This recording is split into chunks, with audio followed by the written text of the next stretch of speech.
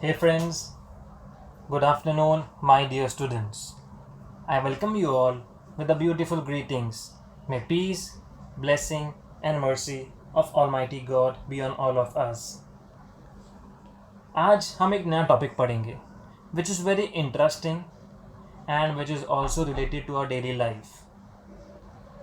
Now, in our daily life, there are many practical things which we do और वो सब अगर हमें कैटेगराइज करना है तो कहीं ना कहीं वो फिज़िक्स में इंक्लूड होंगी. तो उनमें से एक बहुत इंपॉर्टेंट टॉपिक है जो आज कवर करेंगे हम, जिसको बोलते हैं oscillations. Okay, now what does oscillation means? In simple terms, oscillation means to and fro motion. Example, let me consider this pen. ये जो आपके सामने पेन रखा हूँ, उसको मैं अगर मूव करूँगा लाइक दिस, तो ये जो भी मोशन परफॉर्म कर रहा है इसको हम लोग ऑसिलेशन बोलेंगे और oscillatory motion. Okay, now you can see ये जो मोशन रहेगा ऑसिलेशन के साथ साथ इसको दूसरा टर्म क्या दूंगा? Can I say this is nothing but to and fro motion. To fro, to fro. So in simple terms oscillation means to and fro motion. अब ये बहुत इंपॉर्टेंट कंसेप्ट है as well as important topic है related to your board point of view as well as practically. अब oscillation में क्या क्या चीज़ें इन्वॉल्व होंगी. Okay, let me first make you all understand कि जब एक ऑब्जेक्ट है, ठीक है, कोई भी ऑब्जेक्ट ले लो, ऑसिलेटिंग ऑब्जेक्ट, वो जो ऑब्जेक्ट रहेगा ऑसिलेटिंग वो क्या करेगा? ठीक है, इनिशियली वो रेस्ट पे है, तो जब रेस्ट पे रहेगा तो उसमें कुछ भी चीज़ डेवलप नहीं होगी, बट एक चीज़ मैक्सिमम रहेगी. What will be that thing? That is potential energy. वो मैक्सिमम है. As soon as I release this, ठीक है, मैं इस ऑब्जेक्ट को ऑसिलेशन परफॉर्म कराता हूँ, एक पॉइंट पे लेके जाता हूँ जिसको हम लोग एक्सट्रीम पॉइंट बोलेंगे, वहाँ से इसको रिलीज़ करूँगा.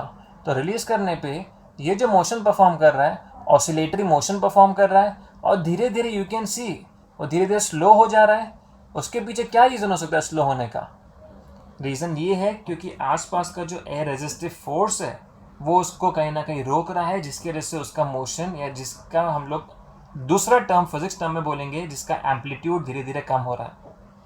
सो जब एम्पलीट्यूड धीरे धीरे वेरी करेगा टाइम के हिसाब से, तो वैसा मोशन ऑसिलेटरी मोशन हो जाएगा.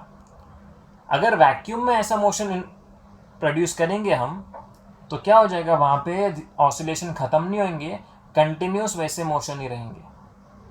ओके, क्यों? बिकॉज वहाँ पे कोई रेजिस्टिव फोर्स नहीं है, वहाँ पे एयर के मॉलिक्यूल्स नहीं है, पार्टिकल्स नहीं है to give that particular object damped oscillation, और या हम बोल सकते हैं कि उस ऑसिलेशन को ख़त्म करने के लिए आसपास पार्टिकल्स नहीं है.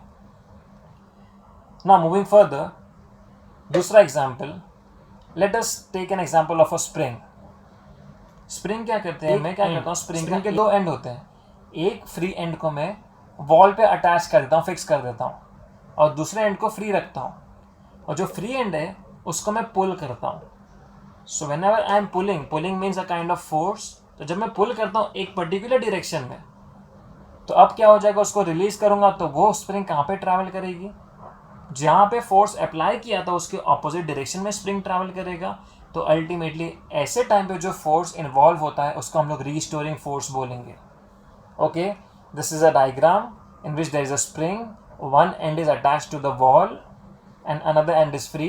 तो ये फ्री एंड पे मैं इसको पुल करता हूँ, ये डायरेक्शन मतलब फोर्स अप्लाई कर रहा हूँ ये डायरेक्शन में.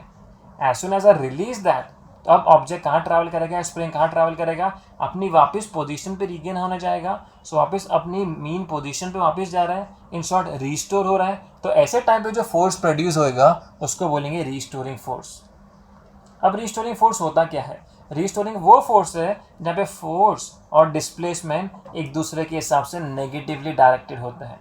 मीन्स अगर फोर्स का डायरेक्शन ये है राइट हैंड साइड, तो हमारा डिस्प्लेसमेंट का डायरेक्शन उसके ऑपोजिट होगा, that is left hand side.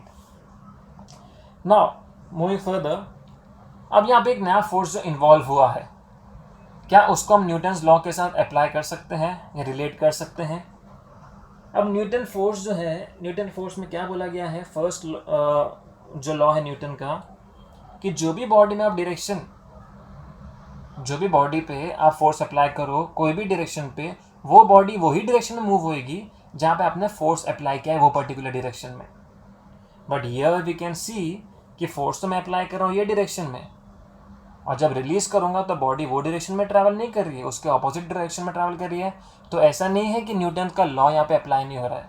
Those Newton's laws are specifically for free body. यहाँ पे पूरी बॉडी फ्री नहीं है, उसका एक एंड फ्री है लेकिन एक एंड फिक्स हो गया है। सो ऐसी बॉडी पे जो फोर्स अब अप्लाई होगा उसको रिस्टोरिंग फोर्स बोलेंगे। अब रिस्टोरिंग फोर्स क्या होता है? F is proportional to -x, मतलब फोर्स और डिस्प्लेसमेंट एक दूसरे को डायरेक्टली प्रोपोर्शनल तो रहते हैं, उसके साथ साथ उनका साइन भी अलग रहता है। Means force is positive, displacement will be negative, okay, because both are vector quantity, force भी वेक्टर क्वांटिटी है और डिस्प्लेसमेंट भी। तो यहाँ से F इक्वल्स टू -kx आ जाएगा, व k some constant which is called as force constant. अब ये कांस्टेंट होता क्या है? कांस्टेंट वो चीज़ होती है, बहुत से टाइम में ऐसा हो जाता है कि प्रैक्टिकल चीज़ आपके थ्योरेटिकल चीज़ के साथ मैच नहीं होती है। एक आप एक्सपेरिमेंट करते हो, उसमें आपको प्रैक्टिकल रिजल्ट मिलता है, कुछ आंसर मिलता है, और उसी को आप थ्योरेटिकल प्रूफ करते हो तो उसमें कुछ आंसर मिलता है। अगर दोनों का आंसर मैच हो रहा है तो वेल एंड गुड। अगर मैच नहीं होता है तो हम क्या करते हैं? वहाँ पे कांस्टेंट का यूज़ करते हैं। कांस्टेंट का यूज़ इसके लिए किया जाता है ताकि दोनों के दोनों वैल्यूज़ मैच हो, practical as well as theoretical. So यहाँ पे k क्या है? मेरा फोर्स कांस्टेंट है। अब ये फोर्स कांस्टेंट या रिस्टोरिंग फोर्स को हम लोग आगे एक इक्वेशन फॉर्म करने के लिए यूज़ करेंगे। वो इक्वेशन है differential equation of linear SHM. Now why I am forming this differential equation of linear SHM? Because ये डिफरेंशियल इक्वेशन से हमें बहुत इंपॉर्टेंट चीज़ें मिलेंगे, मीन्स डिराइव कर पाऊंगा मैं। अब स्प्रिंग है, स्प्रिंग को मैं अगर उसका दूसरा free and without applying any force उसको छोड़ देता हूँ तो स्प्रिंग रेस्ट पे रहेगा। बट जैसे मैं उसको खींचता हूँ, खींचने के बाद जब रिलीज करूँगा तो खींचते समय या वाइल पुलिंग उसमें जो चीज़ इन्वॉल्व हो जाएगी फोर्स के रिस्पेक्ट, सबसे पहले क्या चीज़ इन्वॉल्व होगा? डिस्प्लेसमेंट। और जैसे उसको रिलीज करूँगा फ्रॉम दैट पॉइंट, डिस्प्लेसमेंट या कंटिन्यूसली क्या होता रहेगा? चेंज होता रहेगा। तो जब डिस्प्लेसमेंट चेंज होगा टाइम के हिसाब से तो उसको क्या बोलेंगे? वेलोसिटी बोलेंगे। और वैसे वेलोसिटी जब चेंज होती रहेगी टाइम के हिसाब से उसको हम लोग एक्सेलरेशन बोलेंगे। Means by using this differential equation मैं तीन चीज़ फाइंड करूँगा, डिस्प्लेसमेंट, वेलोसिटी एंड एक्सेलरेशन। तो डिफरेंशियल इक्वेशन कैसे फाइंड करेंगे? अभी अब फोर्स के हम लोग के पास दो फॉर्मूला हो गए, एक तो न्यूटन के लॉ के हिसाब से, Newton second law, that is force equals to mass into acceleration, और दूसरा जो है अभी हम लोग पढ़े force is nothing but restoring force is nothing but -kx। तो दोनों को इक्वेट करूंगा। So what you like it? ma is equals to -kx।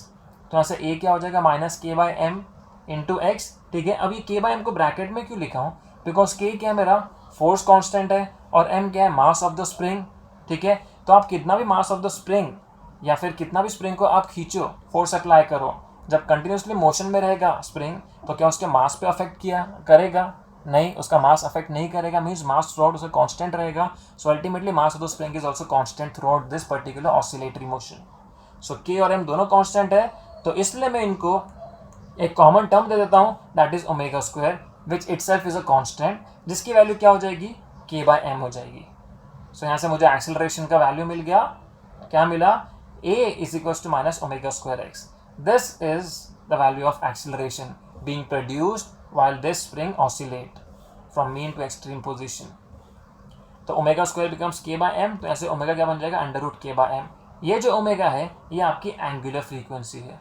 अब एंगुलर फ्रीक्वेंसी को अगर हमें रिलेट करना है तो हम लोग एंगुलर वेलोसिटी के साथ रिलेट कर सकते हैं, बिकॉज दोनों का यूनिट सेम है। अब एंगुलर फ्रीक्वेंसी क्या है?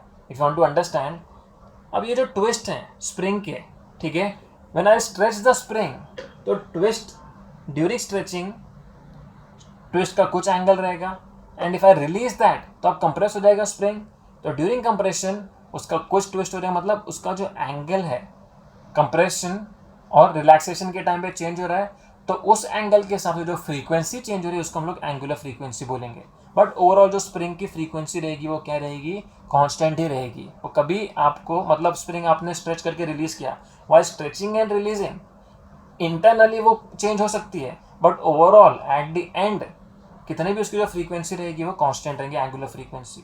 Okay, so omega over here is angular frequency, ठीक है।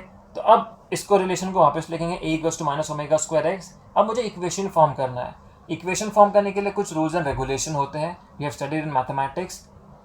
बहुत से टाइप्स ऑफ इक्वेशन पढ़े आपने, simultaneous equation, quadratic equation, linear equation. तो हर एक का फॉर्मेट होता है. तो वैसे डिफरेंशियल इक्वेशन का भी फॉर्मेट है. डिफरेंशियल इक्वेशन वो इक्वेशन होता है जो सेकेंड ऑर्डर डेरिवेटिव होता है. मीन्स वहाँ पे पावर रेज टू 2 होना चाहिए. ठीक है.